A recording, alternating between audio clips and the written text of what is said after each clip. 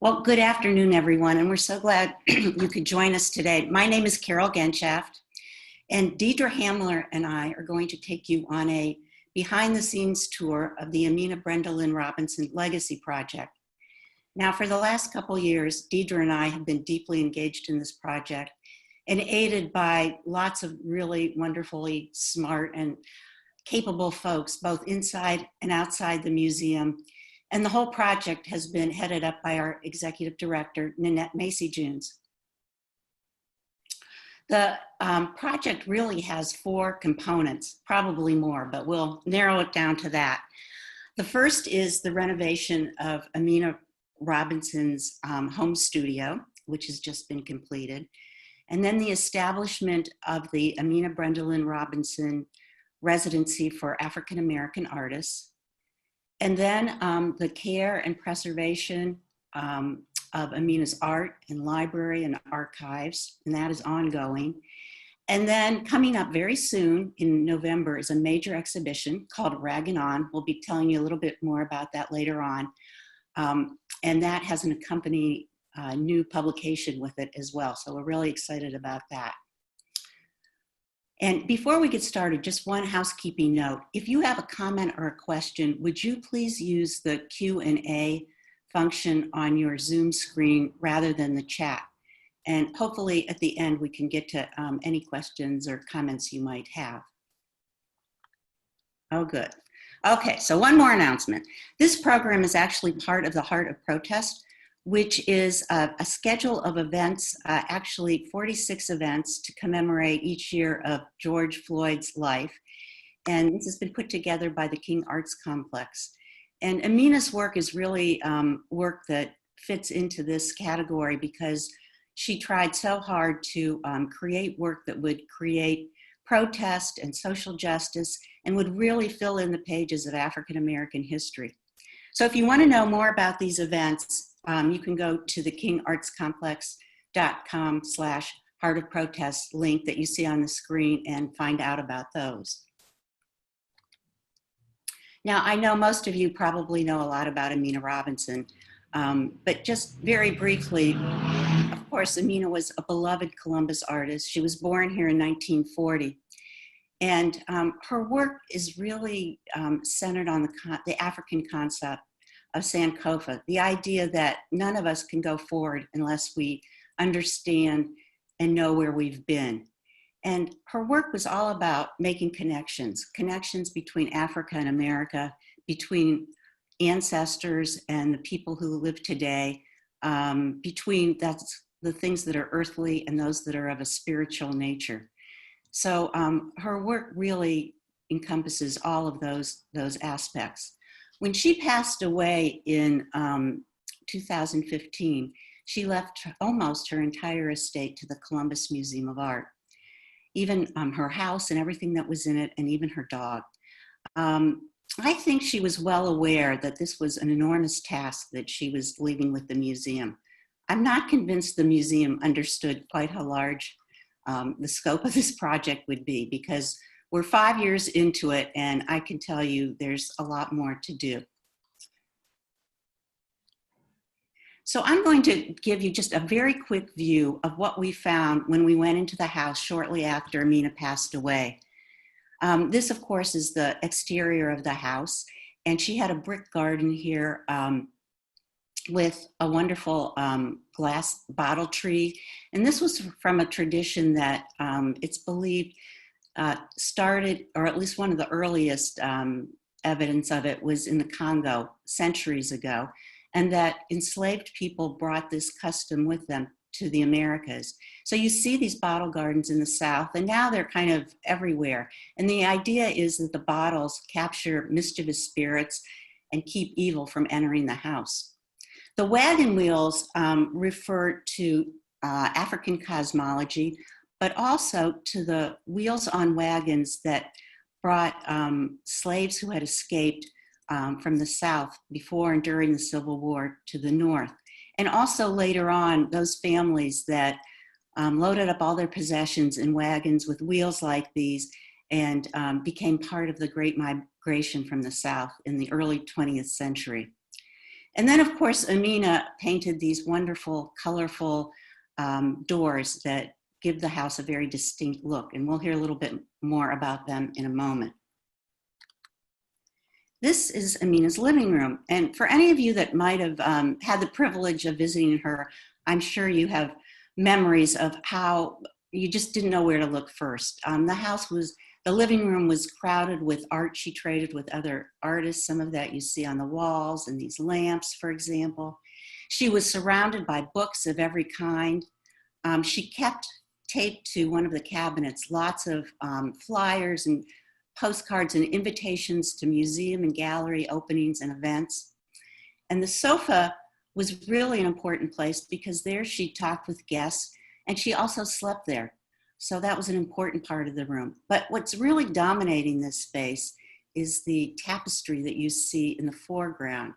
And this is kind of an ongoing project that Amina worked on for years, and she called them rag-and-ons because they really ragged on and on as she worked on them, and also when other people came to see them. But even in this photograph, you can see that she used music boxes that you'll see embedded there, and buttons and shells and all kinds of colorful thread. Now this you might not recognize right away, but this was Amina's kitchen. And the hint is there is a stove in the lower right-hand corner. And Amina did probably heat up soup once in a while, but she also used this space to make hogmog, which was a mixture of clay and sticks and leaves that she used in her three-dimensional work. And in fact, you can see some of it here in her sculpture that she started probably around 2005, and it began to kind of overpower the kitchen. As you know, Amina was a very elegant looking woman, and she was very slight. So she was able to navigate around the living room and the kitchen with no problem. But it was not an easy feat for a normal person. This piece she called A Tree Grows in Brooklyn. And it really did come to dominate the kitchen. And it even covered up a mosaic floor that she had made earlier. And you'll hear more about that in a little bit as well. You can see she also painted on the cabinets, on the doors of the cabinets and the doors of the drawers. It really made this room a work of art in itself. And then by the end of her life, Amina had two main studios on the first floor. The first was a room off the kitchen, which was probably intended to be a dining room. And here she did lots of her rag paintings in which she combined beautiful detailed drawings with scraps of fabric in a kind of a collage story. And she also did all the illustrations for the published books that were a project of hers. And you can also see in this area that says the side studio, she was very organized. And these are some of the thick file folders that she had full of slides of all of her work. She kept really good records of her work and an inventory of them. You also see some more of the art that she traded with other artists. What's kind of interesting is that the walls of her house everywhere contain the work of other artists. I can't remember ever seeing any of her own work on display, which is kind of interesting. And then on the right is the studio that she had built to her specifications in 2004 after she won the MacArthur Prize. And she used some of that money to build the studio. And she was so excited about this, but you could see that it quickly filled up as well. You see some of her ongoing work on papers hanging on the clotheslines. And then the tables were filled with boxes and jars of buttons and beads and boxes of fabric and ties. There was a big pile of music box mechanisms that she would embed in some of her three-dimensional work. And this was an area that she came to call the sanctuary.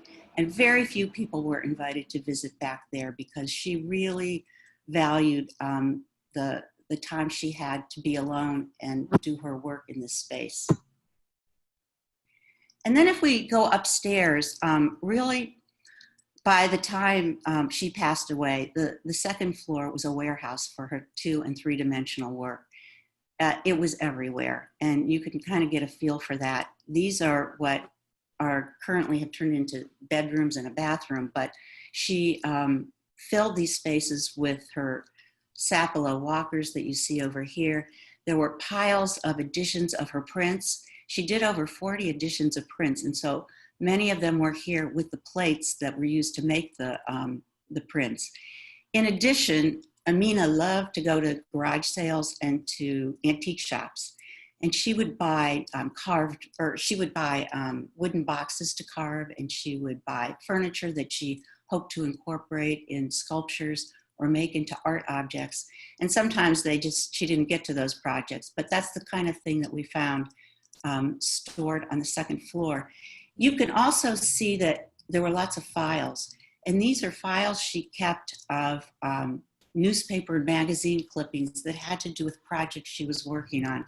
So there might be files on Poindexter Village or Sapelo Island, Georgia, but there are many, many of those.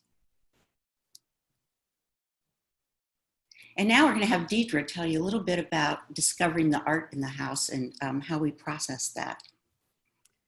Hi, everyone. My name is Deidre Hamlar, and I have been really thankful to work with Carole Genshaft for the past 3 years or so as the new co-curator on the exhibition and the Amina, Brenda, Lynn Robinson project.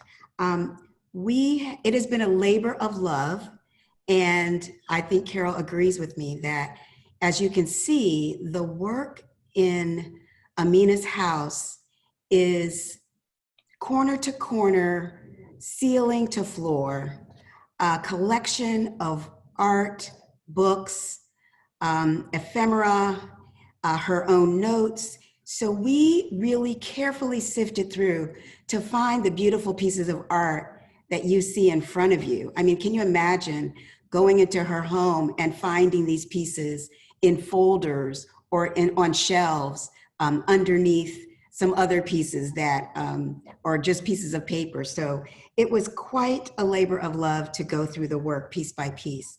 And part of the work of sifting through and finding included us having to document each piece as we went forward. So Carole, if you would go to the next slide, you can see how the work may have been found inside the house in different rooms. That picture of me in the middle, I was just looking through a folder in the room upstairs and happened to find all of these treasures. And it was like going really through a treasure hunt in that home to see the beautiful artwork that was revealed from each and every room and corner. So we took a while. Really, it took about 2 years for Carole and I, as well as interns from the museum, to go through the art, to select the art. And you see the picture of Carole to the far right underneath, sifting through beautiful prints. And we then had to take it to the museum to photograph it, if you would slip. And you can see we have our interns as well as our museum staff carefully photographing the work. We had a room dedicated at the museum on the second floor of Bayton Hall that was dedicated just for the Aminah project. It still is. And this room is where we actually photographed each and every piece and then entered it into our FileMaker, which is our software for the collection and archiving of our artwork. It's called FileMaker, and we enter each and every piece with a name, with the dimensions, with the materials, with the media into this FileMaker, so we have a record of everything that we have found. And then finally, we store the work, and we store it very carefully. As you see, we have our registrar to the left, Rod Boats, and we have different people that are actually carefully putting it in a museum shield paper and wrapping it so that it can be stored at an off-site location.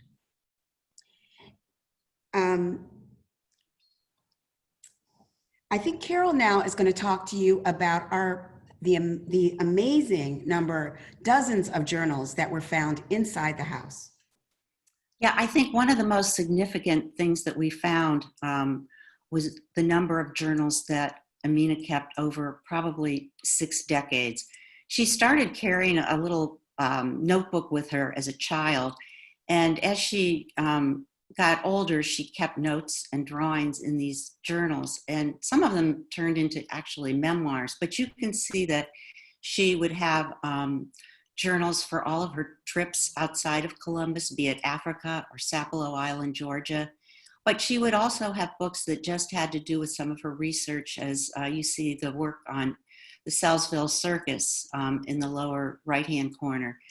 She kept, just as I said, we found about 150 of these journals.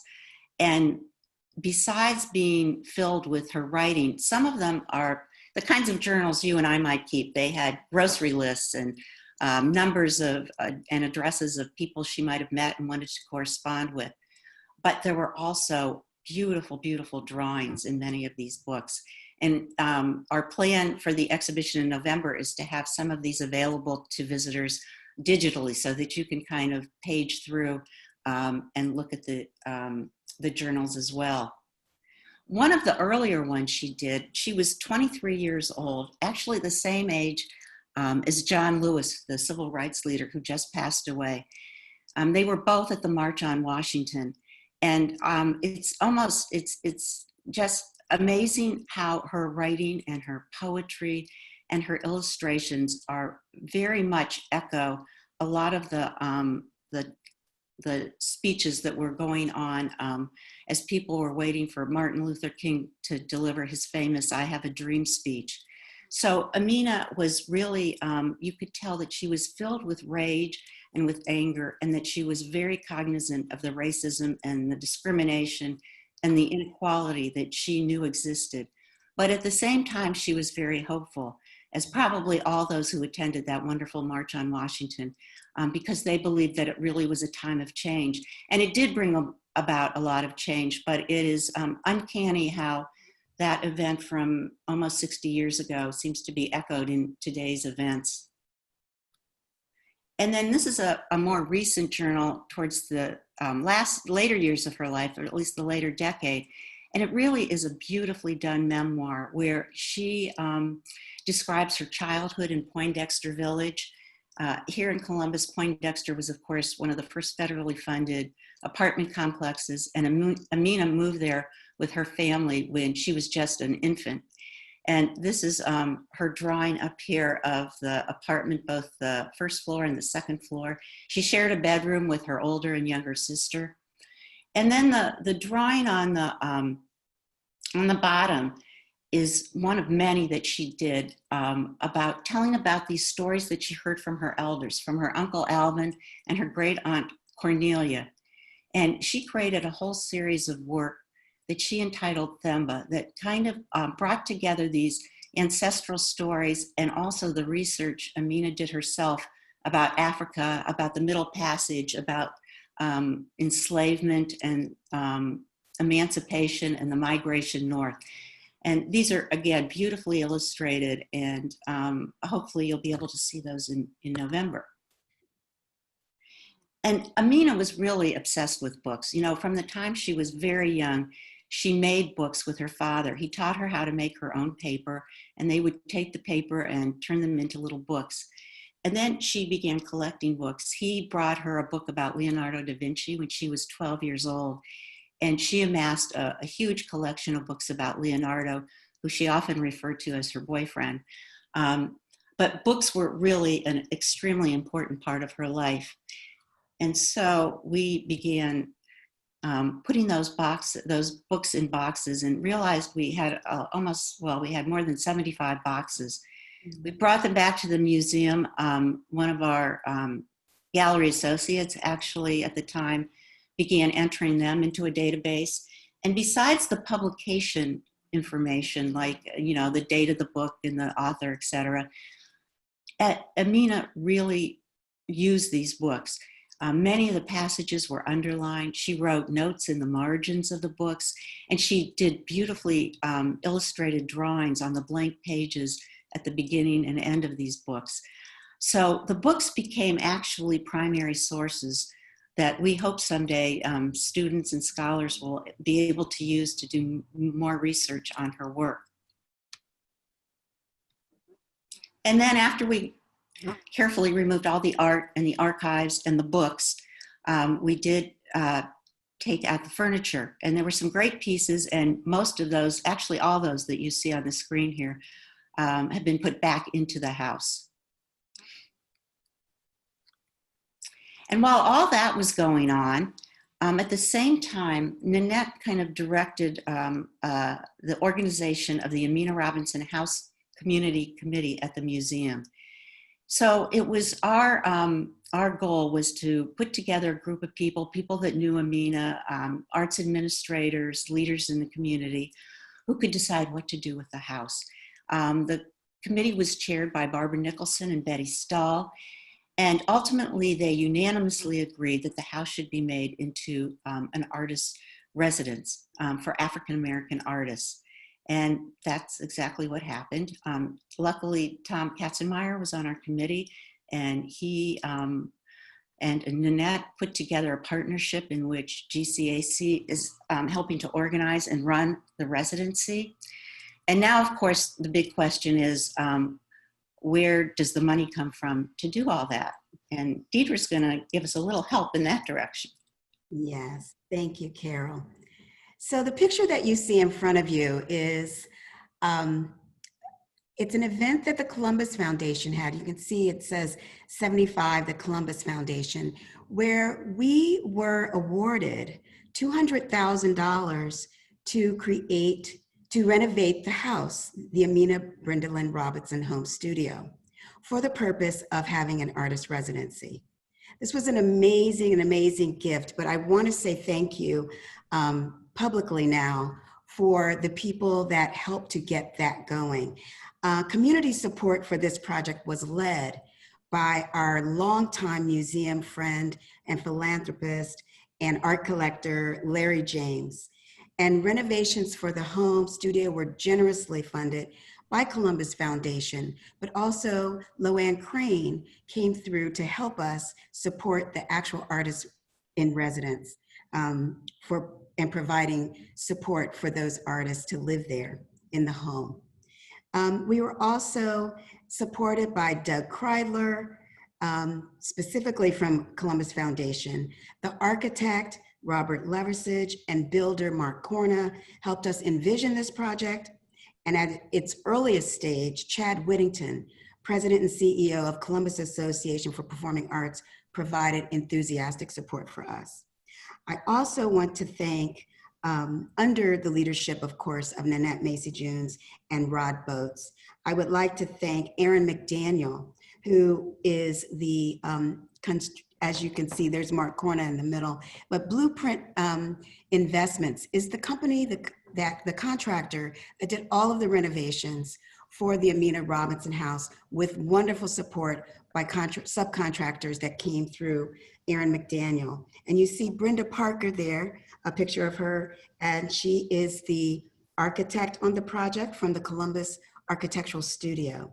Lindsay Jones of Blind Eye Restoration was the person that preserved the beautiful floor in our, and you will see pictures of that in Amina's kitchen. So as you see the pictures going through, there Carole and I am in the corner to the left.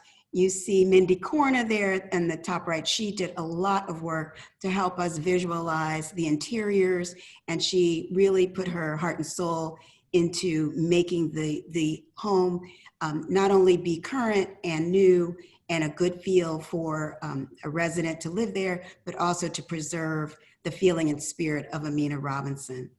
So as you go around the photos, you can see this one of the workers that Aaron McDaniel had. I don't know his name, but one of the workers Aaron McDaniel had on staff. Every single worker that came to work on the project was given sort of a story by Aaron to help them understand who Amina Robinson was, and they all took on with heart the preservation of this beautiful home for the purpose of the artist residency.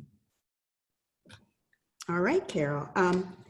So there you see Carole and I welcoming people to come into the home. And this picture was actually taken when we did our tour, our recent virtual tour, and our ribbon cutting for the home. So come on in. We're going to show you what the new place looks like. As you see, the bottle garden has been restored on the front yard. As Carole mentioned, the bottle garden earlier, it has been restored. And actually, these are the original bottles from when Aminah built her bottle garden when she moved in 1974. As you see, there's a picture again of Aminah up at the top, and then the wagon wheel still exists on the front yard of the home. The doors you see there in 2015, that is an image of the original carved and painted doors that Aminah actually created. Now, the story of the doors is this. Aminah had a piece of sculpture, a large chair that was included in the exhibition Symphonic Poem. But in order for it to be included, it had to be extracted from the home, and the original door, which was not the double doors you see there, the original door had to be widened to get the sculpture out. So the museum was able to remove the door, get the piece of art out, and then replace that door with double doors you see. And Aminah, because she's Aminah, she immediately began carving and painting the door that you see in the image from 2015. Well, over time, from 2015 to now, the doors started weathering. And because it's right on the outside, the weather impacted the doors so much that the museum felt that it would not serve us to keep her original artwork there for the elements to deteriorate. So the image that you see here in 2019 is actually a vinyl replica of the original doors. And you can see to the right where the replicas are being, the lower part, the 2020 image, the replica is being put back on the doors. Oh, I think the 2019 version is actually the restored doors. That's correct. The restored door is the 2019 version because we had a conservator actually restore the doors. And then the image to the right on the lower right is actually the vinyl replica being placed on the door so that we can actually have the image on the house so that it looked like the way Aminah left it. And those doors are going to be in our exhibition in November. And then they'll be placed back in the house, but they'll be protected from the weather. Beautiful, yes. And then the next slide is actually as we enter. And so we come into the front door and you can see this beautiful porch that has actually become a little treasure for us. It used to be full of files and stacked up to the ceiling with furniture, but now when you see it open with the beautiful floor and the bench that was hand painted the canvas bench hand painted by Aminah, and then of course as you see the thimbles that line the tops of the walls, and also the entrance to the front living room is the door that you see that's painted and carved, and that is the entrance into the living room. Right there, yes.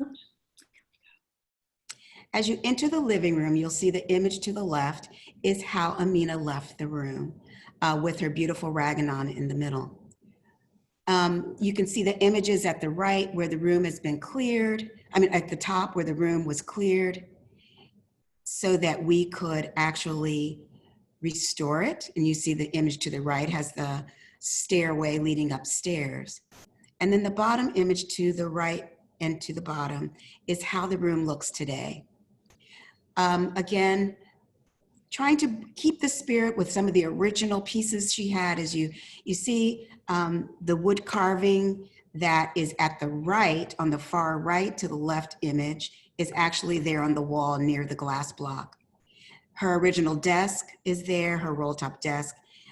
The original rug, which is underneath the table with the rag-a-non, that's the original rug that was in her living room, as well as the couch holds her pillows and her throw. The books in the back of the couch are a tribute to her love of books. And right in front, at the very front of this image, there is a table, and I don't know if we have another image of that, Carole, but that table holds her beautiful, all of her books that are a tribute to her boyfriend, Leonardo. Leonardo. Next slide, please.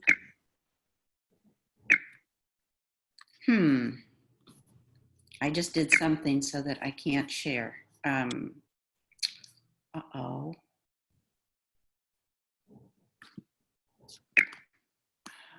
Hang on.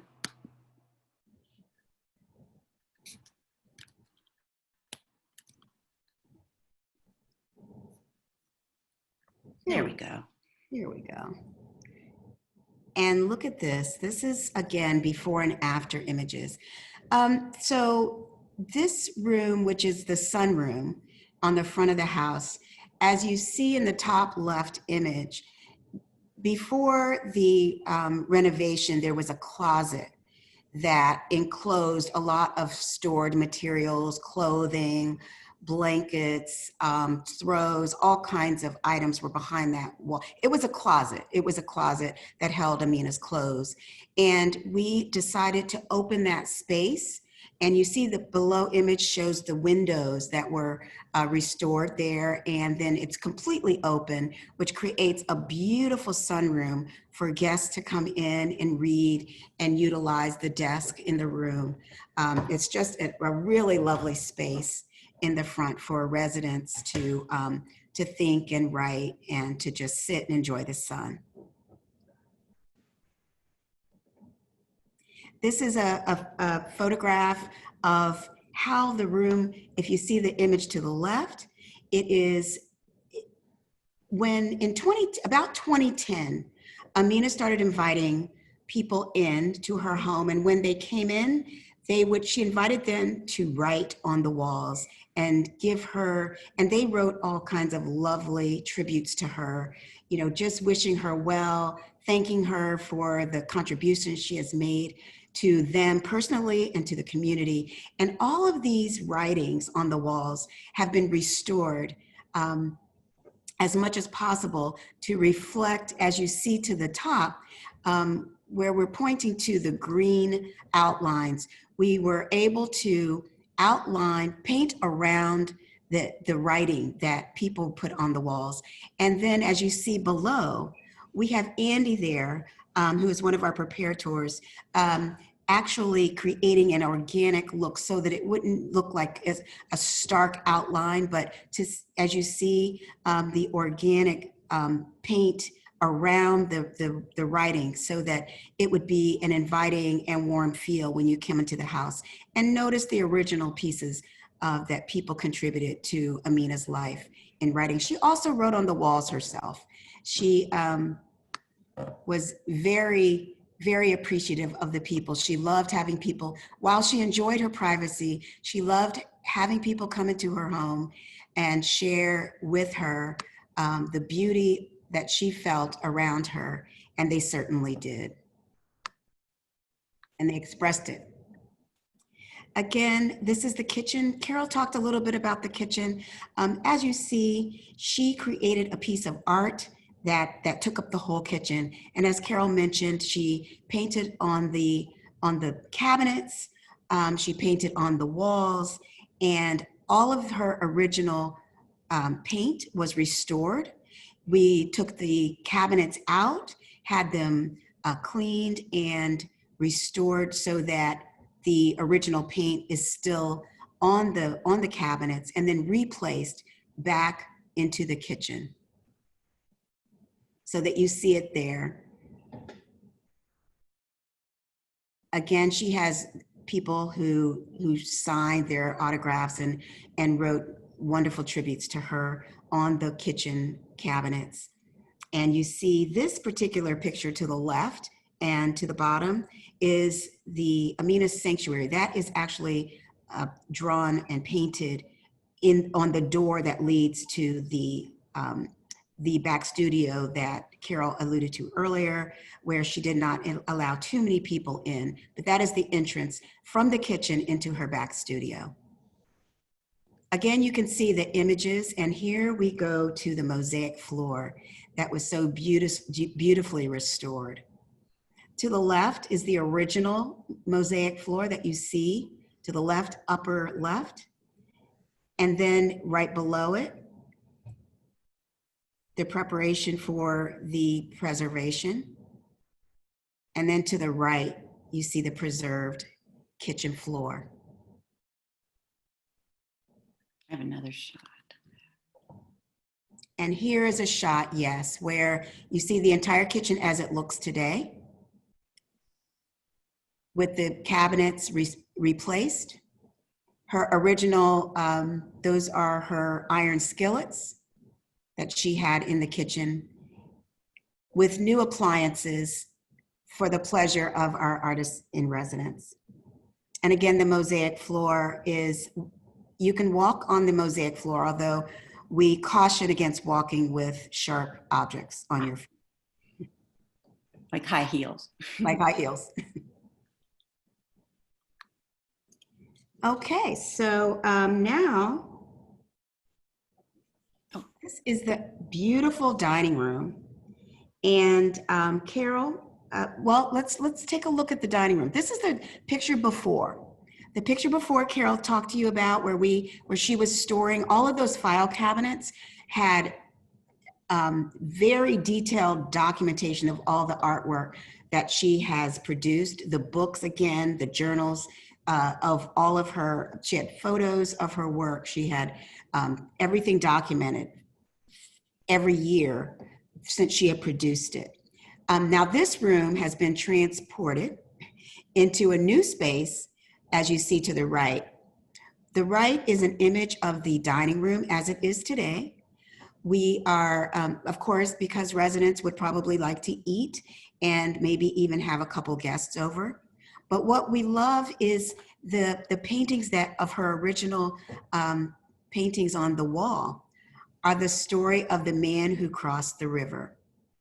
And these original paintings actually mirror the mosaic that's on the floor. If you see that mosaic, that is a mosaic that depicts the man who crossed the river. So we wanted to tell the story of the man who crossed the river with the images in the dining room to also mirror the story that's on the mosaic floor.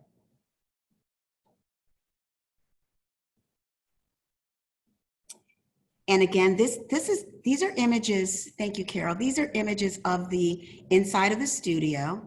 As you saw before, the image to the left and the top is how Aminah left the room with her artwork hanging from rope and with clothespins, I guess hanging to dry or hanging for her to be able to look at. And then the image to the right and to the left, the right bottom, is actually how the studio looks today. This studio is actually going to be usable for the artists in residence. The tables fold down so that you can actually use the tables. Those tables there, they fold up and they fold down to create more space in the middle. And these rooms are available for the artists in residence to work. And now Carole will take you upstairs to talk about the upstairs renovation. Thanks, Deidre. So you can see the staircase was completely kind of renovated and the floors refinished. And if you would go up to this point and turn around, you would see this collection of hats that Aminah owned. Aminah loved hats, and if you knew her or saw her at the museum or in another program, she was usually wearing a hat, and they were usually very striking. Cloths from Africa, often they were beaded, some were done by well-known artists. So we have a variety of those hanging above the stairs. And I guess the upstairs is really the location in the house that is most drastically changed. The floors came out really just brilliantly looking wonderful. We exposed part of the brick that you see here. We actually found a frame that Aminah had done, and we put a mirror in it. And then all of the posters you see are either ones that other artists gave her. In this case, this is a Faith Ringgold poster, or some of them are posters that were marketing for Aminah's books and exhibitions. But I think I have, yeah, so here's the befores of this space. And here are the afters. So now there are 2 bedrooms. There is a brand new bathroom. And there's a room at the end, which was actually this room with all the art kind of stored, that is now a lovely sitting room, television room that I think the artist residents will really enjoy. And then there's one space on the 2nd floor that is really special. And when we first encountered it after Aminah passed away, it was really quite breathtaking. It had been a small bathroom, and Aminah redid it as her writing room. And here she would correspond with friends. She would write in her journals. She kept her memoir, and she was surrounded by objects that meant a lot to her. Art she traded with other artists. There was this wonderful painted over photograph of Aminah and Faith Ringgold when they were doing a conversation at the museum in honor of Aminah's 70th birthday. There's a record player that's in the form of an old radio. Aminah had a fabulous collection of LPs from the time she was quite young. She loved classical music and jazz and gospel music, so all of those albums are actually were in this room, as was these some of the art that she traded with other artists. James Thurber's daughter, Rosemary, gave her this Thurber drawing. There's a work by Emerson Burkhart and Roman Johnson. This is a carved relief by Leroy Allman, who was a mentee of Elijah Pierce. And of course, Elijah Pierce was a revered friend of Aminah's as well. And then these little drawings are by Aminah's son, Sidney. And this is the way the room looks today. So we took out everything in order to redo the house, but then everything was brought back and put in the same places where it had been, so that you can actually see Aminah's collection of thimbles and her dolls and canes and just a whole variety of things that she held near and dear. And this room is actually going to be reconstructed in the exhibition in November. And hopefully the idea is that all our visitors will be able to feel that same sense of awe when we kind of peered into that room for the first time. And these are just a few various pictures of some of the crew, some museum folks and some from outside, putting finishing touches on the house. And as Deidre mentioned, it became really a labor of love for all of them. And just a few words about the exhibition that opens in November. It is called Rag and On, The Art of Amina Robinson's House and Journals. The name, of course, is from her technique of making rag-and-ons and of the idea that conversations and art goes on and on as people view it. This is actually a piece that will be in the exhibition. It's from the Themba series, and it's of really enslaved people kind of being imprisoned by the cotton fields, but it's a very beautiful piece, and there are a number of them from this series in the exhibition. There's also a major publication with the exhibition. These are our essayists, and some of the themes that are explored in the book are Aminah's long association with the museum, feminism in her work, her visual representation of musical notation, her place as a contemporary artist, an examination of some of her journals, her art as an epic of memory and healing, and the sacredness of her home studio. And that book will be available the end of September, and I think it would make a great holiday gift. And part of the exhibition is a section that we call Conversations. Deidre and I spent the last year or more visiting with about 30 different people or couples who had memories of visiting Aminah in her home. And they were kind enough to share their thoughts and their memories. And it was wonderful. We had wonderful conversations. And what we came to realize is that almost every single one of these people, somewhere in their interview, mentioned the word sacred, that they really had the feeling that when they went into Aminah's house, it was sacred, it was a sacred space. And that it is our hope that in this book and in the exhibition that we convey that spirit to all those who experience it. And I thought I would end, or almost end, with Aminah's own words. She said, "By the time I reached 9 years old, I was deep, deep into transforming and recording the culture of my people into works of art. The magnitude of research and study of Afro-Americans is what I have dedicated my life. My works are the missing pages of American history." And the Legacy Project continues. We will be working with Aminah's archives and books in hopes of making the material available to scholars. And another goal is to place Aminah's work in more museums around the country so that we have an ever-growing public to know and understand her work. The museum will also try to establish an endowment that supports the home and the residency. The overall goal of the Legacy Project, in Aminah's own words, is to continue to pass it on. Mm-hmm. Thank you all so much. And I don't know, Deidre, do we have any questions or comments? Yes, Carole, we do have a question. I think you will be really ripe to answer. And this has to do with the mosaic image as well as the images in the dining room. So a question about the story underlying The Man Who Crossed the River. Would you mind sharing that story? Oh, I would love to. So this was a story that Aminah recorded time and time again after she heard this story from her Uncle Alvin. And the story has many forms in different cultures, but the one that Uncle Alvin told was that there was a man who had a fox, a chicken, and a bag of grain, and he was trying to get across the river without having the fox eat the chicken or the chicken eat the grain. And I think the point of the whole story is that you should think before you do something, that you have to plan and that you have to be thoughtful in order to, in this case, save the chicken and the grain. And so Aminah loved telling that story. She did it in the mosaic. She did it in paintings. She did it in prints. She did it in works on cloth.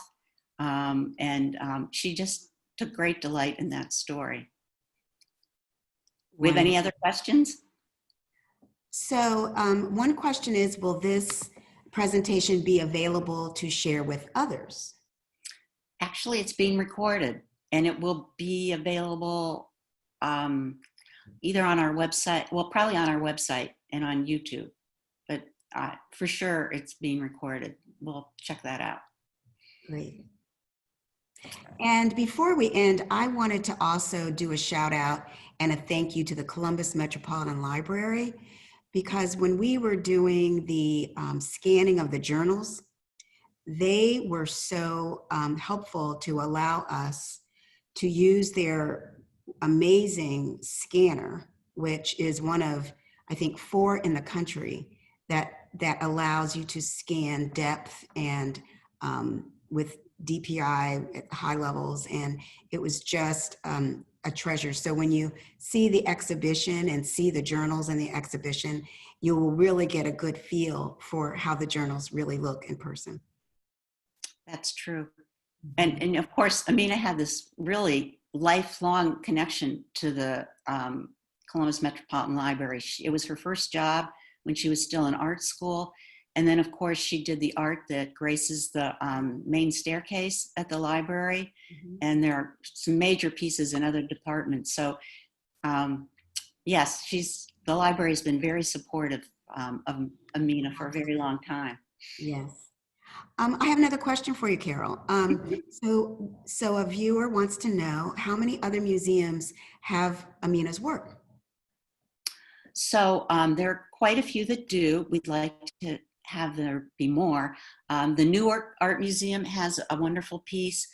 Toledo, when we traveled the symphonic poem exhibition to Toledo in 2006, Toledo was very interested in her work, and they actually commissioned Aminah to finish a series of 10 books that she called Ragmud books that were kind of half started, but she worked for over a year to complete these, and they are at the Toledo Museum of Art, and they're fabulous. There's actually a book they published about them that's available in our shop as well.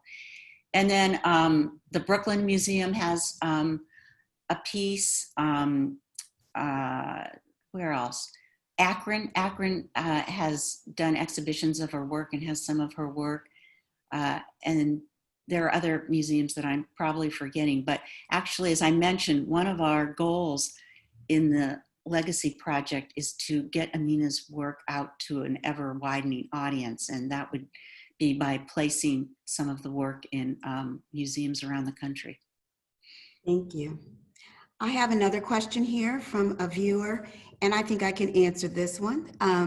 The question is, was any of Aminah's work damaged due to water or insect, termite, or damage to the home itself? And you know, Carole and I we shook our heads. The fact that nothing in that house, we did not encounter any bugs. We didn't encounter any damage, water damage or otherwise. At least I didn't. Carole, did you? No, we did not really. And I'm just trying to think back. It's kind of remarkable, but most things weren't.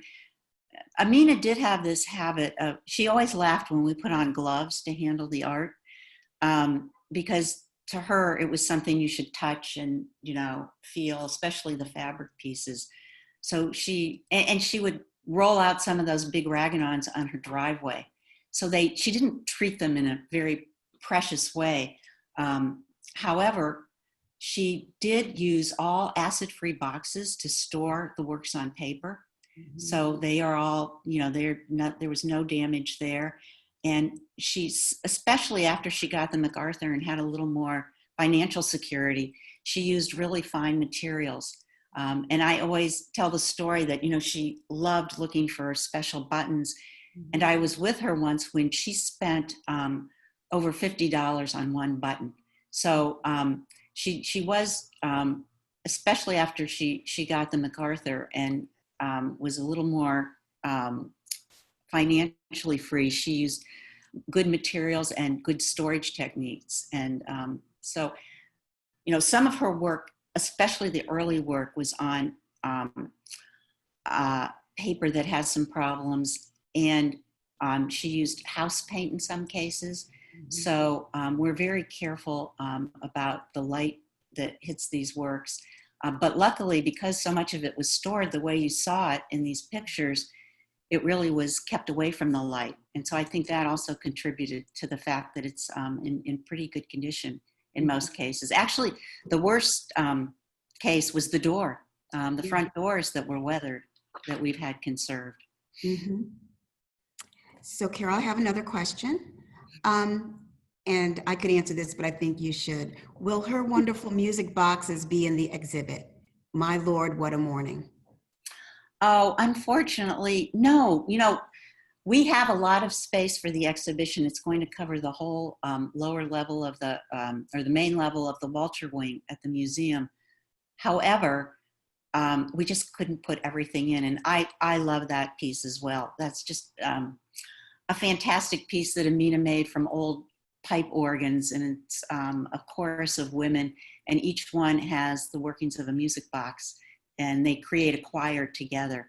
And we had it in the symphonic poem exhibition, but unfortunately, we don't have room for it this time around. I have another question from a viewer, and it is, does Aminah have any living relatives? And the answer is yes. Mm-hmm. She has living nieces and nephews, and they are very much involved with the activities that we are, hopefully someone's on right now, but they are very much involved with the activities of the residency as well as the exhibition and telling the stories and being part of the conversations stories. She has great nieces, great nephews, and nieces and nephews that are living here in Columbus and across the country. Right. Let's see, do we have time for another? I'm good. Okay. Here's a question. Any update on the mural that used to be near the museum? Oh, that's a sad, well, I personally think that's a sad one. I think you're referring to the mural that was on the State Auto Garage. And unfortunately, they tore the building down, and we did make some efforts to, we carefully photographed it. So we have it professionally photographed for archival purposes, but the mural is really gone.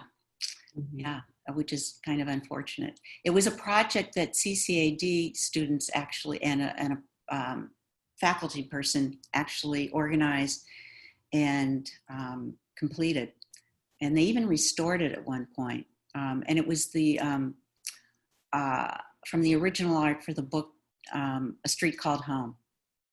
But it is no longer. Here's another question. Is there documentation of all the work she did with children? And I guess that has to do with her teaching of children, maybe at the recreation center.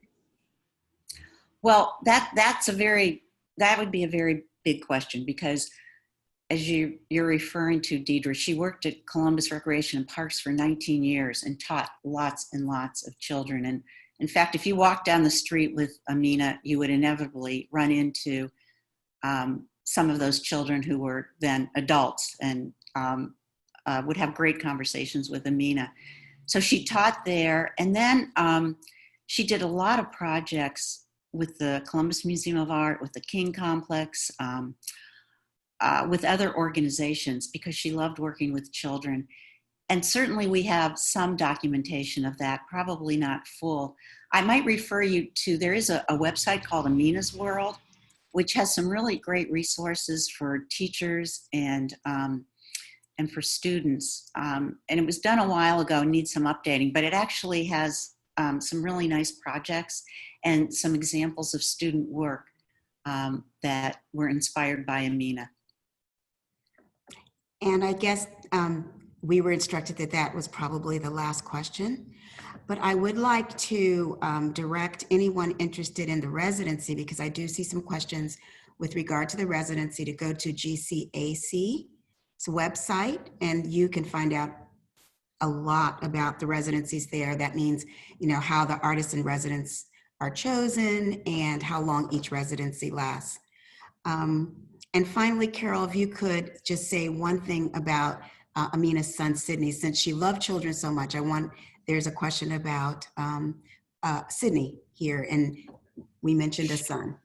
Sure, and yes, so Aminah had a son whose name was Sydney. He was born in 1967, and he was the light of her life, and many of her works are dedicated to him, and there are lots of great photographs of Aminah and Sydney.